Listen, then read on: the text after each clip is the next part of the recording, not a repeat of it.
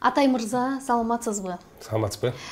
Сизди социалдык түйүндөрдө гана активдүү экендигиңизди билебиз, бирок бүгүн мындай жүз көрүшүп, маектешели деп турабыз. Рахмат. Маектешүүгө келе жатып, эмне жөнүндө ойлондуңуз?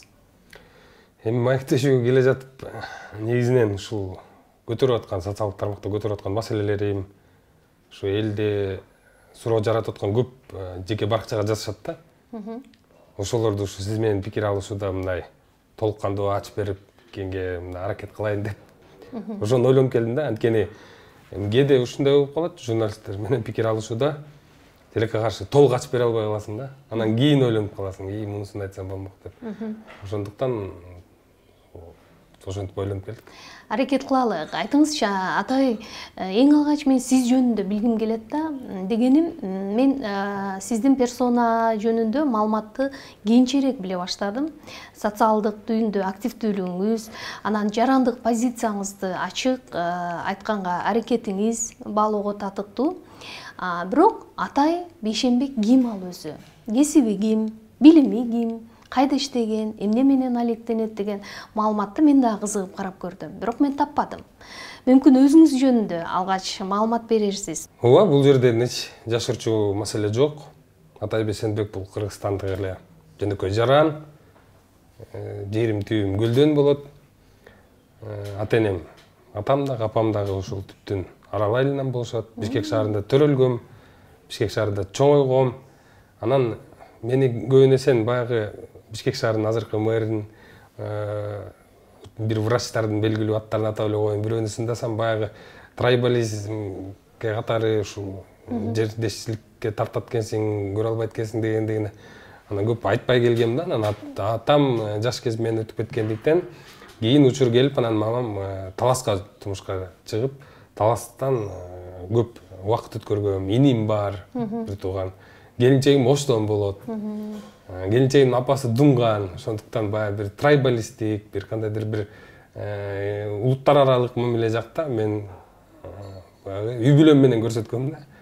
Менде андай маселе жаралышы мүмкүн эмес.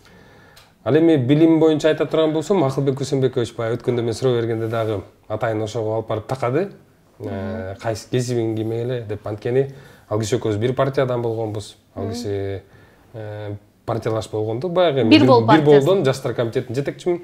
Бишкек шаар боюнча иш алып барчумун. Жаштар комитетин жетектеп, ошо шаарда ал киши кандидат болчу. Мен мектепти бүткөндөн кийин жогорку окуу жайга тапшырган эмесмин. Баягы тапшыруу процесстери болгон, бирок кайра улантууну көргөн эмесмин да, перспективасын. Себебин айта турган болсом, менин ата-энем менин алдыма тапшырма койгон да. Мектепте окуп жүргөндө атай кызыл менен бүт деген. Анан 9-класста баарын бешке бүттүм. Бирок тилекке каршы ушу ата-энем барып директорлор менен сүйлөшпөгөндүктөн мен кызыл болбой калдым да. Азыр деле турат көк боюнча.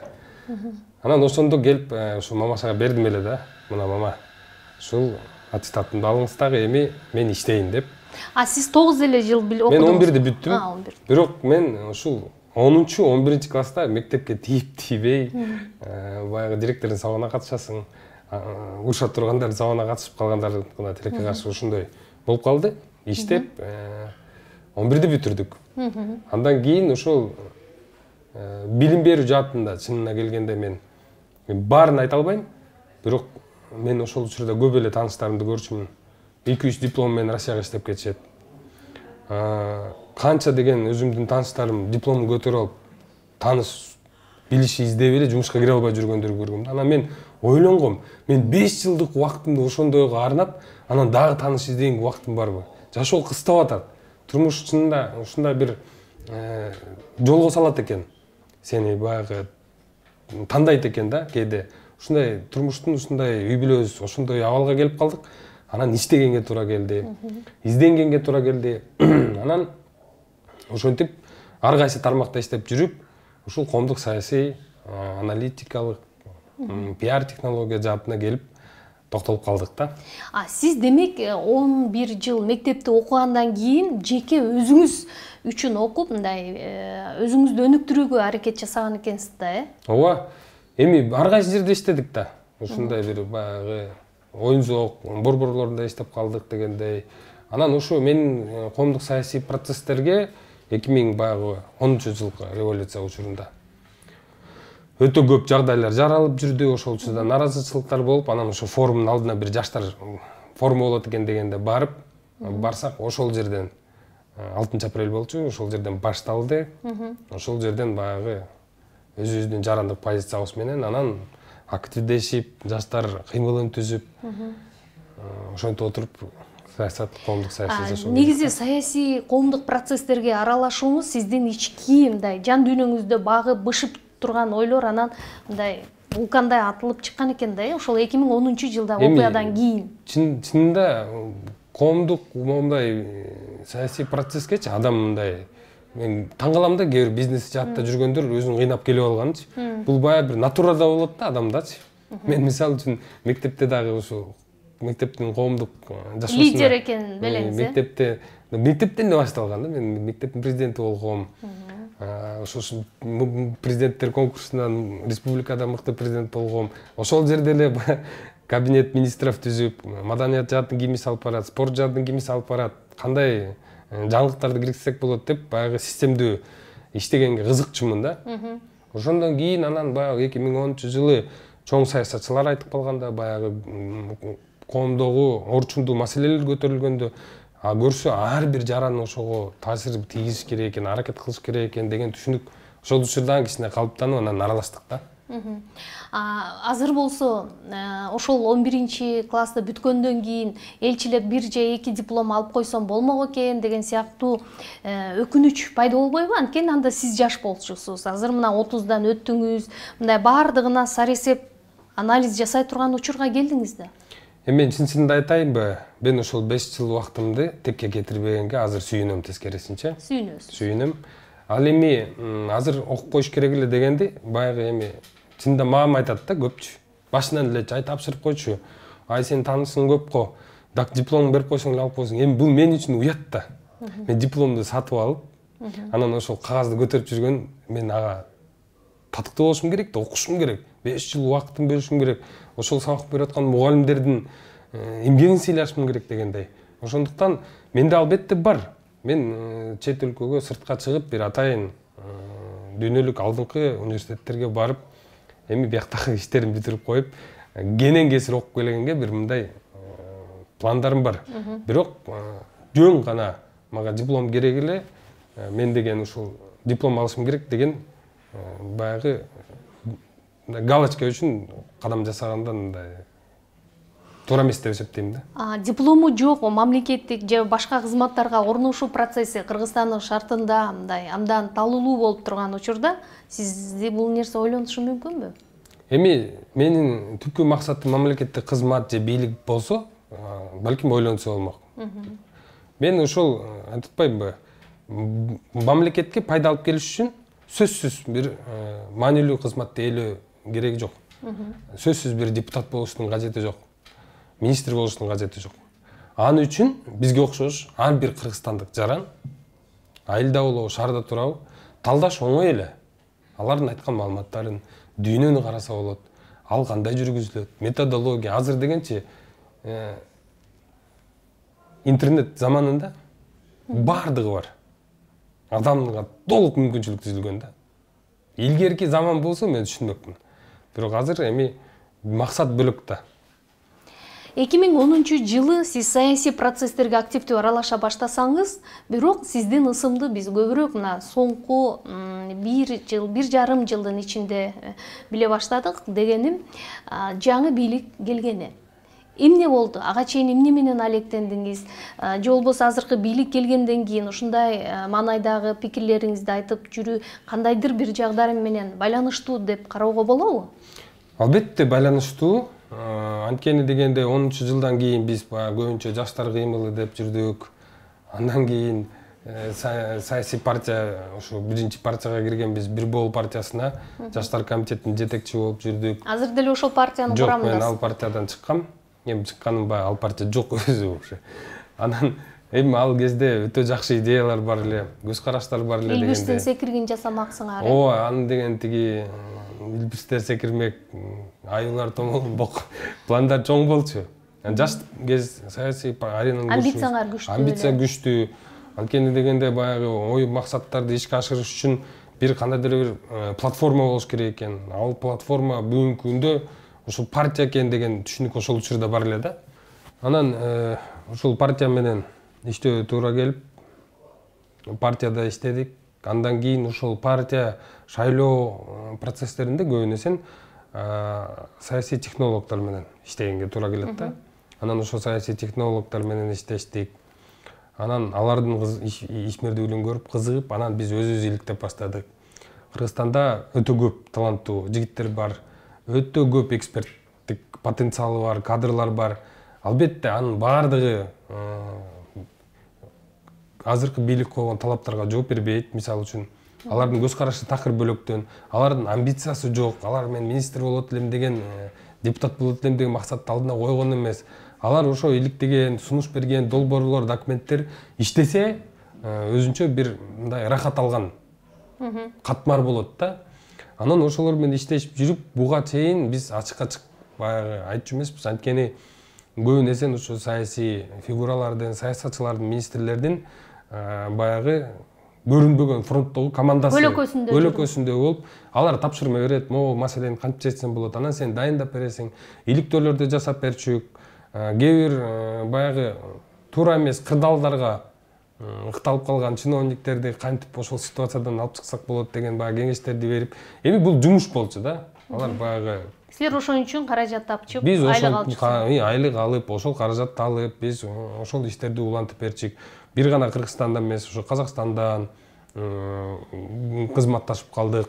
Аналитика жаатында ошентип иштеп жүрчүк да. Анан кийин могу бийлик келген учурда карап көрсөк, бийлик алмашып эле атат. Ошолор эле келип эле атат. Анан байкуш карапайым эл ошолорду шайлап эле атат. Анан ошол тобубуз менен сүйлөшүп, анан чечимге келгенбиз. Келгиле, эми ар дайым болбосо да колдон келишинче элге туура маалымат берип турганга аракет кылалы, альтернативдик көз карашты берип туралы. Суроолорду чиновниктер баягы көнүп калганда, акырын айлантып отуруп элди алдап кетип атышат. Ошолорду алдаттырбагандай бир барьер болуп берели биз, баягы калп айтып койсок булар бар, чындыкты билип коюшат деген сезгенип калабы деген ой максаттар менен элге ушул баягы сиздер дагы ар бириңиздер ачык айкындуулукту талап кылсаңар, Кыргызстан өнүгөт деген сыяктуу мындай жакшы көз караштар, сунуштар менен ушинтип чыкканга туура келди да. Азыр болсо сиз чыгарып аткан, мисалы күнүгө бир 5-6 маалыматты чыгарганга аракет кылып жатасыз. Бул Кыргызстандагы ар бир тармак боюнча мындай фактылар менен бергенге жан үрөп аткандайсыз да. Кайдан аласыз? Мисалы сиздин өзүңүздүн бир аналитикалык группаңыз барбы? Ал ушул сиз Атай Бейшенбек деген бренд үчүн иштешеби? Эми бул жерден эксперттик тобубуз бар. Бирок алар баягы атайын бир фигураны, бир долбоорду ишке ашыруу максатында эмес. Жогоруда белгиледим, максатыбыз ушул. Бирок ошондой да карагандар бар да азыр сизде. Ооба, көп айтып атышат. Бул шайлоого дайынданып аткан экен. Бул келечекте бийликке барат окшойт деген сыяктуу, же өзү бир кызмат күтө албай атат окшойт деген ар кандай талдоо болуп атат. Эми эл ар кандай көз караштар айтты. Бирок биздин азыркы учурдагы максатыбыз элге өзүбүздүн көз караштагы ошол болуп жаткан окуяларга, маалыматтарга өзүбүз баягы позициябызды билдирип атабыз да. Маалыматты кайдан алабыз? Маалыматты ошол эле расмий бийликтин булактарынан, маалымат булактарынан алабыз, ички булактардан алабыз. Ошол эле азыркы учурда ар кайсы ведомство, министрликтерде иштеп аткан жаш биздин саналаш кадрларыбыз бар. Алар албетте ошол кызматта болгондугуна байланыштуу ачык айкын айта албайт. Бизге беришет маалыматты, анан биз алып ошону элге чагылдырып жатабыз. Сиздерди ким каржылайт? Ошол командаңыз деле, мисалы, акысыз иштебесе керек. Эми ар биринин өзүнүн каржылануучу долбоорлору бар. Ал долбоорлор кээ бирөө өлкө аралык донорлордон, кээ бирөө өлкө жеке сиз өзүңүз бизнес жаатында. Жеке мен өзүм түз каржылоону кылбайм. Анткени мен ошо долбоорлорду таап берип, ошол долбоорлордун алкагында алар өзүлөрүнүн каржыларын алып турушат. Башкача айтканда сиздер эл аралык долбоорлорго катышып тендерлердин негизинде проекттерди утасыздар. Эми ошондой сыяктуу деп айтсак болот да. Бирок мындай жекече дагы долбоорлор келип турат, жекече адамдар келет. Анткени мындай кээ бир адамдар ушул өзүнүн бир гана саясатта эмес, ушул бизнес жаатында да сурамжылоолорго, интернет айдыңында аналитикага муктаж болушат, анан кайрылышат, биз аларды жасап берип. Бул суроону бергеним жөн жеринен эмес, сиз бийликтин дээрлик бардык бутагында турган мамлекеттик кызматкерлердин иш аракетин сындоого аракет кылып жатасыздар, бирок ошол эле учурда саламаттык сактоо министри Бейшеналиев мырзаны колдоп чыктыңыздар. Анан оппоненттер деп коелук, мүмкүн сизди колдогон эле тарапташтарыңыздар тарабынан деле ушундай маалыматтар чыкты. Демек, Бейшеналиев мырза Атай мырзаны колдоп жатат дегендей, каржылык жактан. Кандай жооп берип жатасыз? Эми Бейшеналиев Алымкадыр Сайдинович менин мамилемди мындай бир учта билет. Ал киши менен мен ушу октябрь окуяларында таанышканбыз. 4 октябрь кечте таанышсак керек. 5, 6, 7, 8, 9, 10 чогуу болгонбуз. Мен ал кишинин духуна, чечкиндүүлүгүнө баа бергем. Ал эми колдоо жаатында айта турган болсом, көп демилгелерди айттык чынындачы. Ал кишиге айттык, бирок учурунда ошол командам иштете албай атат, жакшы эле демилге көтөрөм, бирок натыйжалуу жыйынтыкка жетпей атат деген сыяктуу маселелерди айтып келгенде биз чечкиндүү кадамдарды айтып келчүк. Бирок ал киши биздин топту каржылайт деген бул чындыкка дал келбейт. Анткени мен ал киши менен негизги мындай бир максаттуу кадамдар менен иштешейин деп келишкем. Аларды айтсам бул эч кимге жашыруун деле эмес. Мен коюп аткан ачык талаптар бул бүгүнкү учурда Кыргызстанда каржылык жетишсиздикти байкап атабыз. Биз иликтеп келип, жогорку окуу жайлардагы медициналык факультеттеги бизнести чет өлкөдөн келген студенттерден түшкөн каражатты аныктап, ал кишиге ачыктап бергенбиз. Кайсыл жерге кетип атат. Анткени 50-60 миллион доллардан ашык каражат жылына тилекке каршы сол чөндүккө кетип атат. Биз ошол болуктарды ачыктап бердик. Биринчиден, экинчиден биз ал киши менен кызматташуунун баягы форматын мындай натыйжалуулукка алганбыз да. Анан мен айткам, Алымкадыр Сайдинович, андан эгерде ушуга туруштук бере алсаңыз, биз сизди колдоп берели. Экинчи талабым болсо эме болгон, фарм мафия менен болгон да. Мисалы бизде 4000ден ашык Кыргызстан өзү признавать эткен оорулар бар да. Ошол ооруну айыктыра турган клиникалык протоколдор бар деп коелучу. Мындай жеңилдетилип түшүндүргөндө.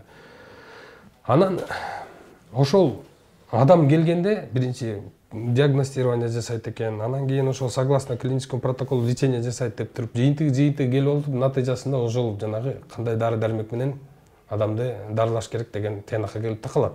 Бүгүнкү күндө биз дары үчүн эмес, биз маркетинг үчүн төлөп калганбыз да. Мисалы, свойствосы бирдей эле дары 20 сом турса, упаковкасы сонун, рекламасы мыкты, маркетинг үчүн дарыгерлер менен сүйлөшүлүп, долого отургузулган дары 150 сом болсо, биз 20 сомдук менен 150 сомдук менен берип атабыз. Ошондуктан ушул принциптин баарын карап чыгарууга эгер макул болсоңуз деген, биз баягы ичара шарттарды сүйлөшүп алып чыкканбыз да, ал киши менен кызматташууга. Ошондуктан баягы аягына чейин колдоп берели деп мен өзүм чыктым. Көптөгөн сунуштарыбызды, көптөгөн маселелерибизди ал киши тилекке каршы кабыл ала алган жок. Анткени жалгыз министр иштеп кетүүгө мындай аздык кылат экен да. Биз орун басарлар боюнча аналитиканы бергенбиз. Биз командасынын реформаны ишмердүүлүктү канчалык жыйынтыкка чейин цепочка ал демилге көтөрдү, аягында результат кандай болуп атат бергенбиз. Көп көңүл бурган эмес. Бирок бул жагдай өтө баягы менин оюмча пайдалуу да болду деп ойлойм. Анткени ал киши өзүнүн командасына, өзүнүн иштеп атканына сырттан бир көз жүгүртүп алууга мүмкүнчүлүк алды. Бирок жанагы алар каржылады деген маселе бул суу кечпейт экен да, э? Ооба, жок, бизде мындай да эми баягы кээ бир оппоненттер эмес, бул бийликтин ичинде эле каршылашып жаткан адамдардын сөзү да. Баягы көрсө бул бизге каршы иштеп атыптыр, анан бул киши менен мамилеси, менин мамилем бар менен эле бар. Айтыңызчы, жакында эле мына кечээ эле мен социалдык түйүндөн окуп калдым. Сизге ошо жакында эле баягы өкмөт мүчөлөрү журналисттерге бир маалымат жыйынын өткөргөн учурда сиз жөнүндө сөз болуп, ички иштер министри биз атайын кызматка чакырганбыз, бирок баш тартты деген сөз болгон экен. Чындыгы бар? Ооба. Эмне кызмат эле? Эми кызматтын Улан Умаканович министр, ички иштер министрлиги атайын сен сында болуп кофе ичип отура бербей келип жардам бербейсиңби? Кел бизге иштеп берчи, жардамдашчы деп ошол пресс-конференция сунуш берди.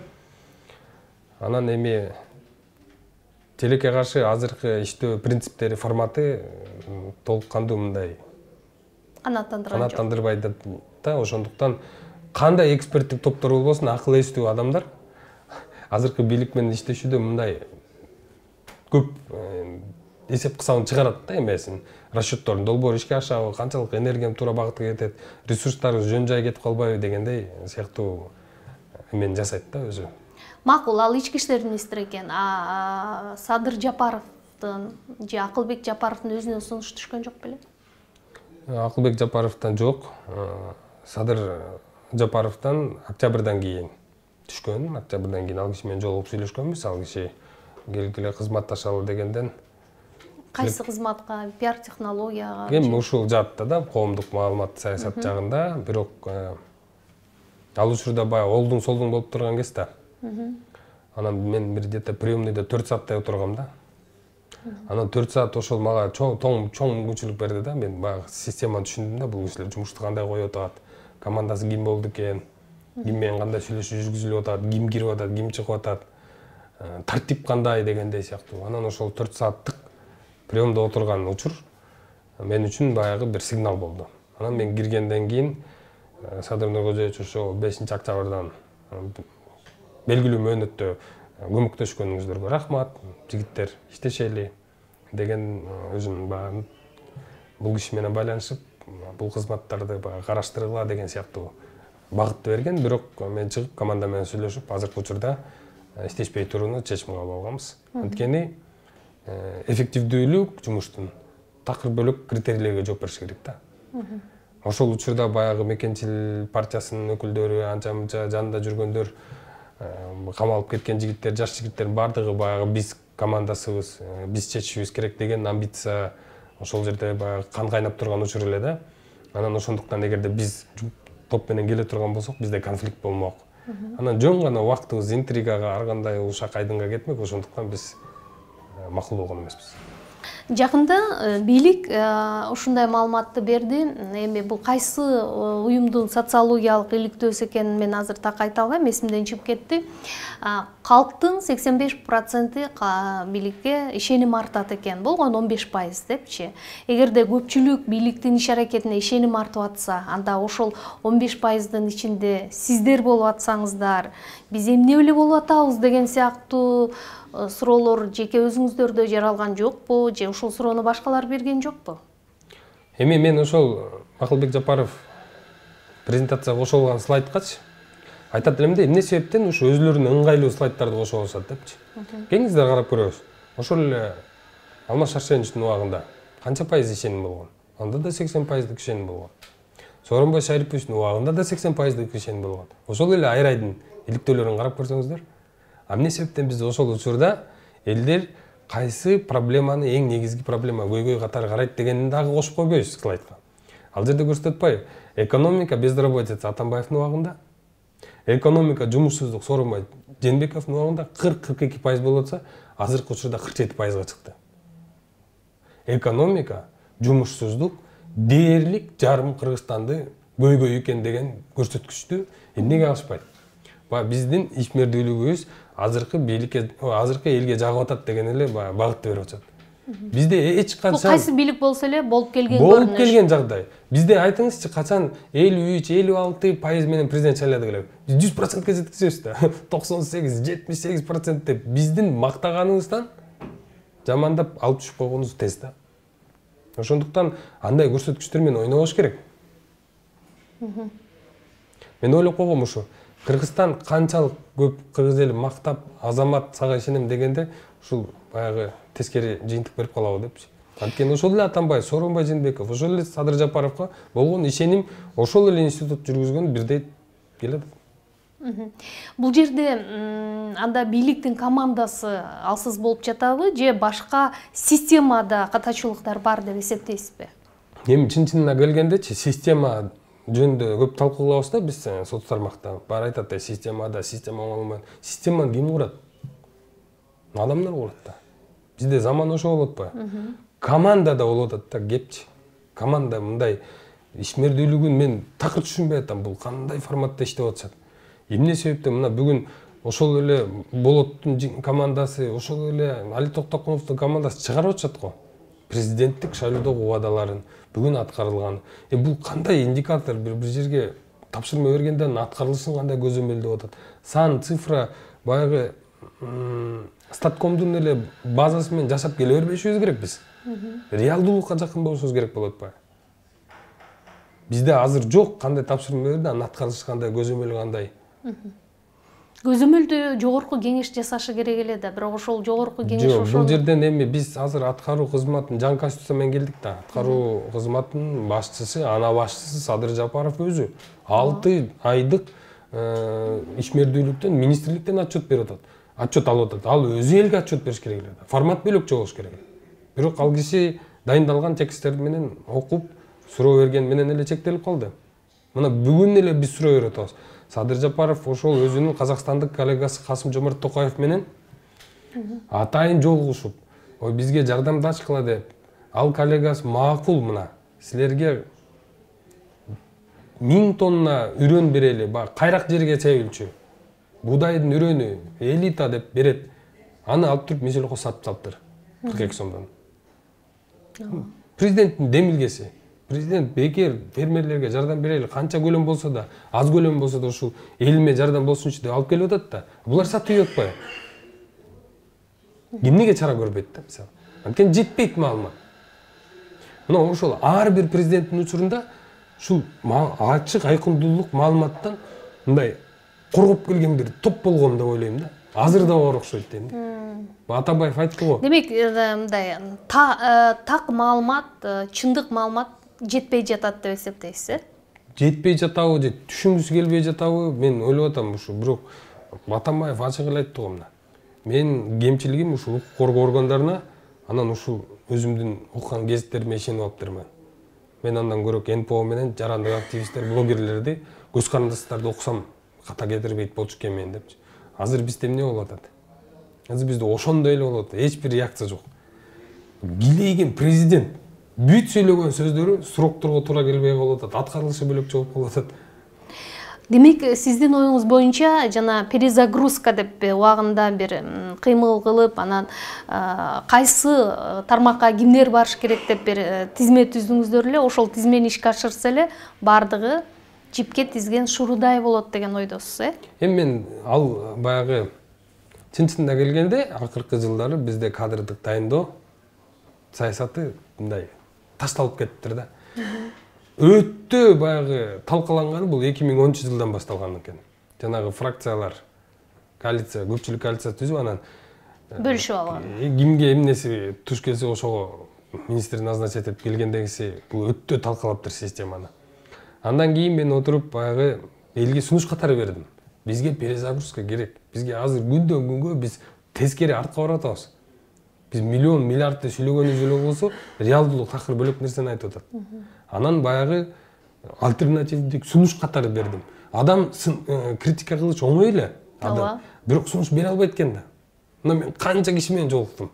Могу Акылбек Жапаровдун ордуна тартып кетчү, кимди сунуш бере аласың деп. Чынында азыркы чоң эле партиянын лидерлери менен сүйлөштүм. Ошол өзүлөрү айтып аткан критерийге жооп берип, ишти алып кете турган кадрлар өтө аз.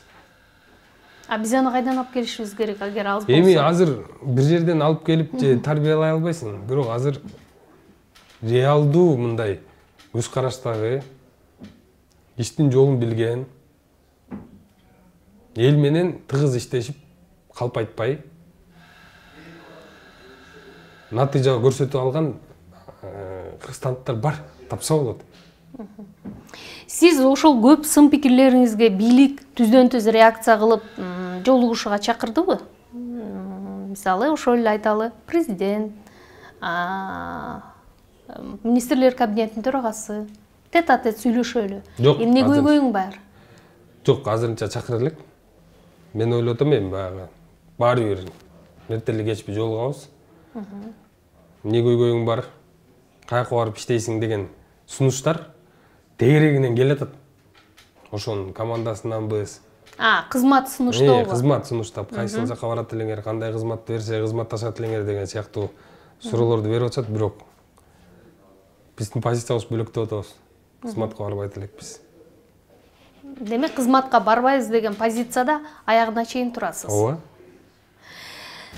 Бийликке саясий технологдор зарыл деп эсептейсизби? Бүгүнкү күндүн, мисалы, абдан бир динамикалуу өнүгүп аткан шартта. Туптуура. Бүгүнкү күндө президенттин саясий технологдору бар. Алар Россиядан келген. Азыр иштеп атышат. Азыр иштеп атышат. Орустар бар. Мен алар менен да жолуккам. Ал орустар тилекке каршы кыргыздын спецификасын түшүнбөйт да. Кыргызстанда кандай көйгөйлөр бар. Саясий технология деген эмне? Бул деген бир шаблонду алып келип туруп салып койбойсуң да. Шаблонду алып келип салбайсың. Бул деген иликтешиң керек. Ошол эле айыл чарба жаатында билим берүү, медицина жаатта кандай көйгөйлөр бар, кантип иштетсек болот, элдин маанайы кандай болуп атат. Элге кантип баягы ушул суроо талабын жапсак болот. Ушул президенттин имиджине кайсыл чиновниктер терс таасирин берип атат. Эмне себептен айыл өкмөттө маселе жаралса президентке кайрылып атышат. Ортодогу институттар эмнеге иштебей атат? Президент тапшырма берди, жергиликтүү бийлик, мэр, губернатор баарыңар эл менен жолугуп маселелерин чечкиле деди. Эмне жыйынтык болду? Бир губернатор канча суроо кабыл алды? Ошол суроонун натыйжасында канча чечим чыкты? Бул деген өтө чоң аналитикалык. Мисалы, ошол эле Назарбаевдин 5-6 технологдордун командасы болчу. Бизде саясий технология десе эле першиктерди ойлой берет да, сүрөтүн алып эле чыгарып берсең, бул сонун экен деп. Назарбаев канча жыл сакталып келди? Албетте, ал дагы баягы аша чаап кеткен жолдору бар, бирок өзүнүн баягы бир гана Казакстанда эмес, ичинде баягы элдер жаман көрөт, жакшы көрөт деген сөз бар. Бирок бизге такыр бөлөк маалыматтар келчү эле. Алар баягы бир гана ички эмес, сырткы саясатты, имиджди, статусту мындай ала жүргөн күчтүү специалисттер да. Бизде андай барбы, жокпу? Акыркы мен иликтөөлөр жасап көрдүм. Ушул Садыр Жапаровго байланыштуу жалаң жаңылык кыскача тезистер гана чыгат экен да. Аналитикалык маалыматтар жок эсе. Эксперттер талдай турган маселе жок. Эмнеге дүйнө президенттери Твиттерге 2 сүйлөм жазып коет дагы ошонун алкагында чоң аналитикалык маалыматтар пайда болот. Демек бул жакында деп кетет да маалымат. А биздики болсо келеген бир пост жазат. Анан ал жерден анда ойлойсуз, бул жерде мисалы мурда бийликтин учурунда атайын институттар иштечү, туурабы? Жанагы стратегиялык иликтөөлөр институту сыяктуучу. Мисалы бүгүн президент дагы ошол жасаган иши коомго жетпей аткан жокпу? Жетсе дагы ал мындай чала, бышпай, аналитикалык мындай бир талкуу жок болуп жаткан жокпу? Мүмкүн ушул кесепет дагы азыркы бийликке таасирин тийгизип аткан жокпу? Кандай ойлойсуз? Бул элге жетпей калбай эле, элге толук эле жетип атат. Бирок тилекке каршы бул өтө мындай пробежка на короткую дистанцию деп коет го. Өтө бат эле да, мындай пена отуруп калып атат да. Баштап келип эле анан аягында суроолор пайда болуп эле. Анан өзү деле президент айтып атпайбы, эмне эле иш баштасам эле сындап жатып каласыңар, күтө турбайсың, 30 жыл күтпөдүңөр беле депчи. Мисалы ошол эле темир жолду айтып атат. Биз суроо коюп атабыз. Макул темир жол балыкчы Кошкор 69 километр экен. Быйыл 5 километр жасайбыз деп турсаңар. 1 километр 1,7 1,8 миллион доллар кетет деп атасыңар. Каяктан аласыңар каршы? Каржы булагы жок долбоорлорду эмне баштап атасыңар? Мунун баардыгы ушул президенттин жеке командасынын компетенциясынан деп айтам да. Анткени министрликтер сунуш бере берет. Акылбек Жапаров мына Камбаратан куралы деди. 18 миллион доллар бөрдүк дейт. 3 миллиард доллар кетет жалпы. 18 миллион доллар. Бул деген 150-160тан бир бөлүгүн алып алып, мына буюрса мен кесип бүтүрөм деген. азыркы учурда актуалдуу ошол маселе. Ошол акчаны сарамжалдуу может башка тармактарга корочок эффективдүү болот беле деген аналитика мындай талдоолор жок болуп атат да. Бардыгы эле ушундай бир жакан пиар менен чектелип калып атат да. Сизге каражатты бийлик өзү төлөп берип, бирок ошол бийликтин жасап аткан саясатын жүргүз дегенге макул болот белеңиз? Жок. Биз деген мен жеке өзүмчө айта турган болсом, эми бул акчанын бир кызыкчылыгы болот экен да. Аябай кызыгат экенсиң мисалы үчүн. Андан кийин акчадан бийик турган нерселер болот экен. Ошондо кызыктырбай койбойт экен, баары. Мен баягы өзүң таанысың да. Мисалы мен азыр өтө көп сунуштар. Өтө көп. Ошол эле министр депутаттардан кызматташалы, жеке компаниялар бар. Толтура. Мен эч кимси менен кызматташпай турам да. Эмнеге анткен дегенде мен бир ушундай максаттарды коюп алдым. Ошол буюрса бир гана сындабай элебиз да, бизде сунуштар бар мисалы үчүн. Эгерде ачык талкуу кылабыз десе, кимиси менен болбосун, мен даярмын. Дебатка катышууга бир айтып атпайбы, сындай эле берет экенсиң деп. Мен ага альтернативдүү көз карашымды бергенге дайынмын. Кантсе жеңилдетип иштетсе болот. Аны үчүн деген булар жасагандай том концепцияны жазыштын кажети жок. Өтө кыска, түшүнүктүү механизмдерди киргизсе жарайт. Ошондуктан азыр эгерде бийлик каражатын берип туруп бизди макта, анан кийин биздин ишибизди жакшы кылып элге жеткирчи деген кадамдар бул болбойт да. Биз андайга макул болбойбуз. Өткөндө ошо министрлер кабинетинин төрагасынын орун басары Эдил Байсалов менен маектешип отурсам, ал бир жагдайды белгиледи. Азыркы учурда дейт, социалдык түйүндө мындай 10 депутаттан дагы мындай күчтүү маселени билген, кабыргасынан кое алган блогерлер бар депчи. Бирок алар кимдер десем, алардын ысымдарын атаган жок, бир 10 чактысы бар менимче деп белгилеп өттү. Сиз кандай ойлойсуз? Бүгүнкү күндө ошол ал кишинин эме парламент менен болгон акый-негин же мамилесин сиз жакшы билесиз да. Демек парламенттин азыр ролу кескин төмөндөп кеттиби? Сөзсүз. Парламенттин ролу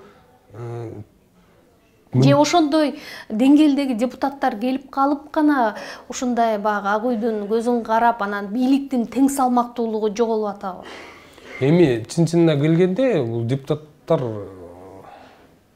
өзлөрүнүн мындай деңгээли, бийликтен көз карандысыздыгы ушул жагдайга алып келип атат да. Ал эми көз карандысызмын, тазамын, иштей алам деген депутаттар тилекке каршы компетенциясы жетишсиз болуп атат.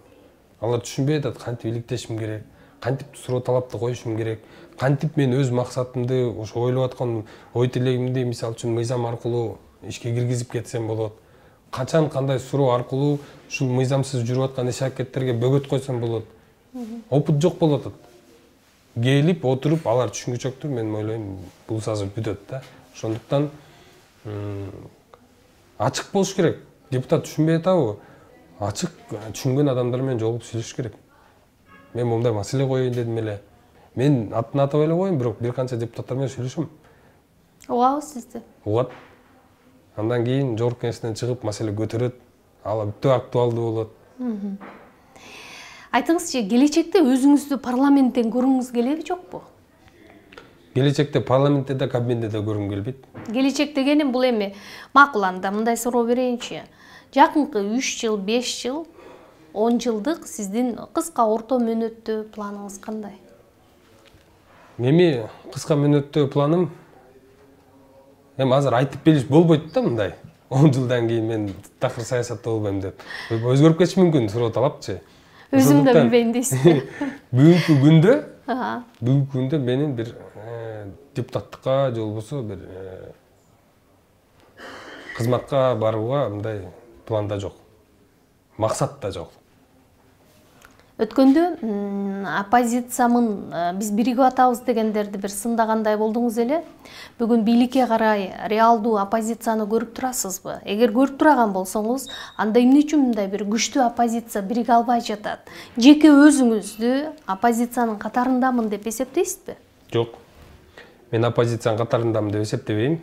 Мен альтернативдүү көз карашы бар. Мындай нейтралдуу позицияда десем жаңылбайм да. Анткени толук кандуу баягы нейтралдуу позиция дегенди кандай түшүнсө болот? Баягы мындай ары жакка же бер жакка бир өтүш керек да, бир талтайып туруш. Мындай болот атпайбы? Эми оппозиция деген мен бийликтин жолсунсуз мындай адамдарына каршы болуп атам. Просто оппозиция деген сөздүн өзү ренжитип салды да эл журттун баарынчы. Мен баягы ошол сөзгө жабышкым келбей атат да, ошол максатта айтып атам. Баягы оппозициясы менен да, бийлиги менен дагы иштешүү бул өтө кооптуу болуп калды азыркы учурдачы.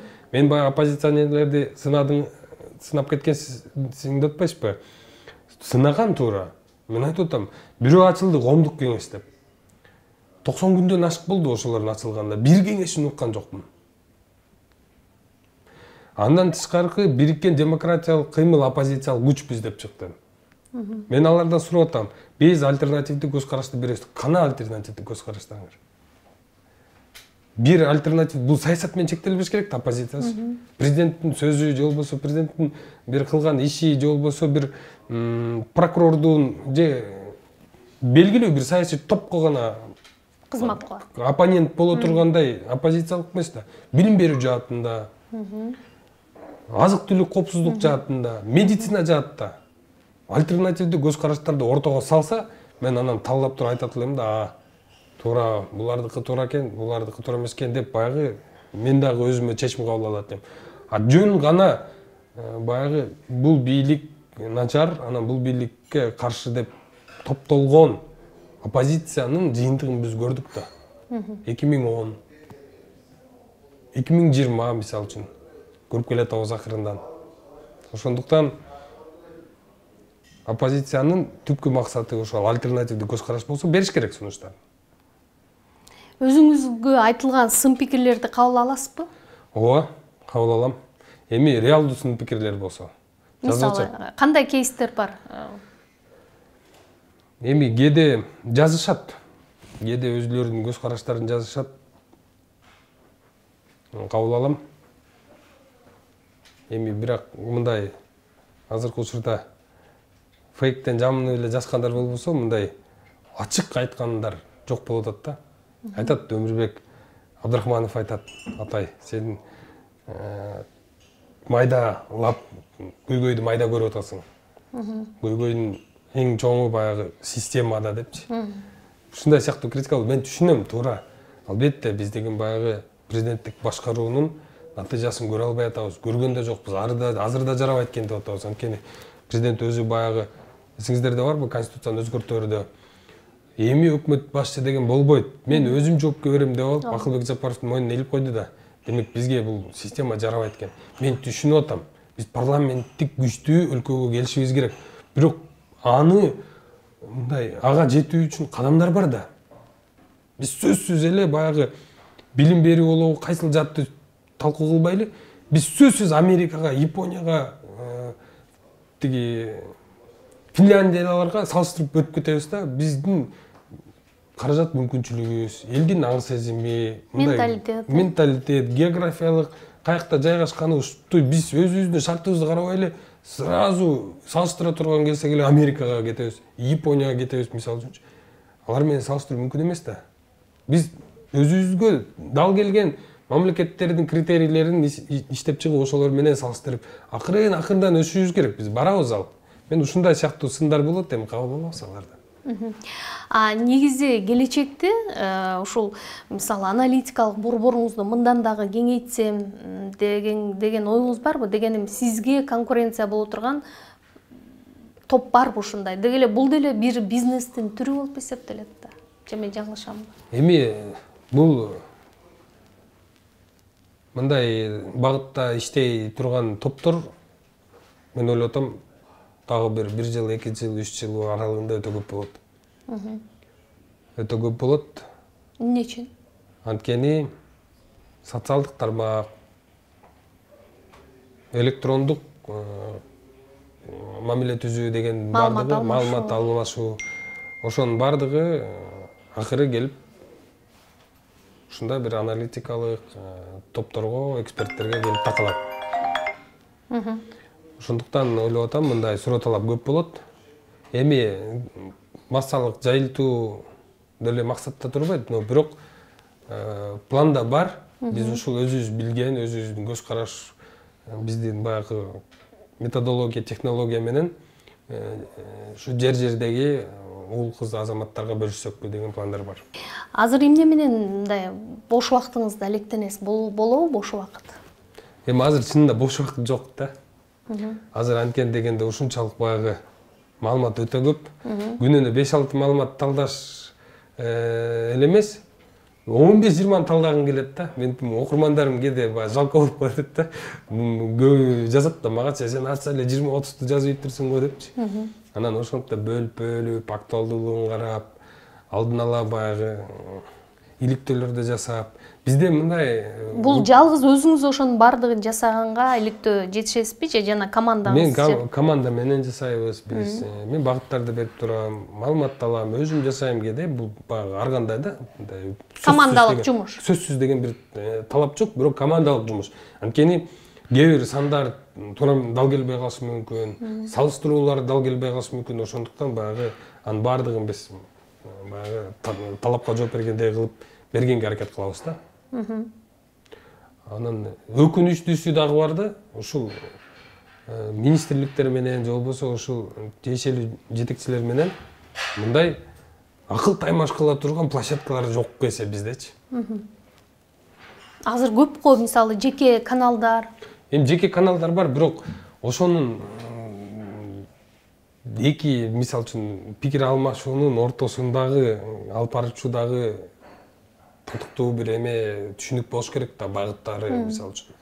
Канчалык модераторлор, мисалы министрлер пресс-конференция берет, тилекке каршы модераторлор раскрывать этип бере албайт, сен сурооңо толук жооп бер, жоопту алып бере албайт дегендей. Анан буюрса ошо ойлоп атабыз, ушундай бир площадка түзсөкпү деп. Баягы ачык, айкын, эч кандай бир жекеликке өтпөстөн профессионалдуулук, функционалдуу даражанын деңгээлинде талкуу кылганга, бийлик дагы өз көз карашын, баягы мамлекеттин көз карашын берсе, биз элдик көз карашты берсек, мындай сунуш кылсак, мындай кылсак туура болот эле дегендей. Ушул жакшы сунуш экен, бирок ушул модераторлукту өзүңүз аткарып, мисалы ошол эле коомдук телеканалга атайын бир долбоорду сунуштап көрсөңүздөр болбойбу? Анткени бул бийлик үчүн дагы керек, ошол биз жаман көргөн оппозиция үчүн да керек, коом үчүн дагы керек. Мен чынын айтайынбы? Мен мындай сунушту бергем да, бирок тилекке каршы аны эч ким алган жок да. Бизде коомдук парламент деп түзүп койсок болот экен да. Мисалы, биз өткөндө эсептеп чыгып бергенбиз. Мисалы, бизде 90 депутат бар, 54 депутат партиялык, 36 депутат бир мандаттуу келген. Анан эгерде бул 90 мыйзам чыгаруучу палата болсо, анан коомдук парламентти ачып койсо болот экен. Рекомендательный характер чечим чыгарсын. Ошол эле өтпөй калган партиялардын арасынан 54 мандатты бөлүп берсе, анан 36 округтан экинчи орундарын алгандарга берсе, анан бизде сыртта жүргөн оппозициянын бардыгы ак үйдүн ичине кирет эле да. Ошол жерден мыйзам чыгаруучу, анан рекомендательный жана 180 кишичи ичара ат салышат эле. Ат салышмак да. Президент үчүн да ыңгайлуу болмок, отуруп алып карамак. Чынында мына эле ойлоп көрсөңүз, бир районду, Тогуз-Тороо районун алалы, образын алганда. Мыйзам чыгаруучу бир депутаты бар, анан баягы коомдук бир депутаты бар. Бирок мунун ишке ашышы мындай татаал эмеспи? Дегеним азыр мындай саясатчылардын башын бир казанда кайнашы өтө кыйын болуп атпайбы? Ар биринин амбициясы. Эч кандай кыйынчылык каражат талаптанбайт. Мунун схемасында чийип көрдүк. Мисалы, биринчи, экинчи күнү жогорку кеңеш комитет өткөрүп атат, үчүнчү, төртүнчү күнү палата өткөрүп атат. 90 кишинин арасынан 2-3 эле оппозиция болсо, бийликке канча деген сын айтылып атат. Дагы көчөдөн 90 кишини алып келүү, менимче булардын кызыкчылыгына жооп бербейт окшойт депчи. Бирок бул баягы коомдук консолидацияга алып келип, келиңиздер, бүт бардык сын пикир, сунуш, эменин бардыгын ак үйдүн ичине киргизели деген жакшы механизм болмок да. Атай Бейшенбектин үй бүлөсү жөнүндө билгиси келгендер бар. Менин келинчегим бар, 3 кызым бар. Менин улуу кызым быйыл буюрса 1-класска барат. ошондой. Аларга кандай атасыз? Жолдош өмүрлүк жарыңызга кандай жолдошсуз? Келинчегим экөөбүз чакан менин ишмердүүлүгүмөн бөлөк дагы каржы булагыбыз бар. Биз ушу атайын бутиктер менен алектенебиз. Ал өзүнүн ишин кыла берет. Мен көбүн эсен шаарда жолугушуулар болсо үйдө бир жумушчу бурчум бар, ошол жерде отуруп иштей берем. Эми ар дайым эле бала бакырабыз менен жакшы эле. Хоббиңиз эмне? Хоббим негизи мурун бир аз кичине футбол ойноп, балык салыкка чыкчу элек. Азыр жумасына бир күн мындай мүмкүнчүлүк деле жок болуп атат ошого. Балыкка чыкканды өзүңүз жакшы көрөт экенсиз да. Алтын балык кармасаңыз эмнени сурамаксыз? Алтын балык кармасам, мен ушу татыктуу башчы сурамакмын. Чынында келгенде биз жаш кезде баягы кыялданат экенбиз да. Мен кийин миллионер болсом, же болбосо мен кийин министр болсом, депутат болсом, мен кийин ырчы болсом деп жаш кезде, бала кезде кыял болот экен. Анан бир учурда келип туруп, жашоонун мындай маңызына келип калат экенсиң да. Анан азыр көрүп атабыз да. Канчадаган миллион миллиардтары болгон кишилер маселе чече албай калып атат. Канчалаган мамлекеттер бар. Жакшы өнүгүп келип атып, тилекке каршы элдин бакубат жашоосу, тынчтыгы жок болуп атат. Канчалаган бизде окуялар болуп кетип атат. Ошол эле жаш балдар менен зордук, зомбулук дегендей ушундай. Ошондуктан бунун баардыгынын түпкүрүгү мындай бир калыс, адилеттүү, мыкты башкарма болсо, биз деп ойлоп атам, ушу Кыргызстанды бир чоң үй бүлө кылып багып, бир татыктуу жашоого чыгарып коюш оңой эле да. Эми 6,5 миллион элбиз. Аянтыбыз кенедей. Кытайлар баягы тамашалап айтканда бири-бирин таанып болушун керек дегенде, биз ушундай даражага жеткирип койгонго мүмкүнчүлүк бар да. Бир гана тоо ген байлык эмес, акылды иштетсек деген. Игилик каалайм анда сизге, чоң рахмат.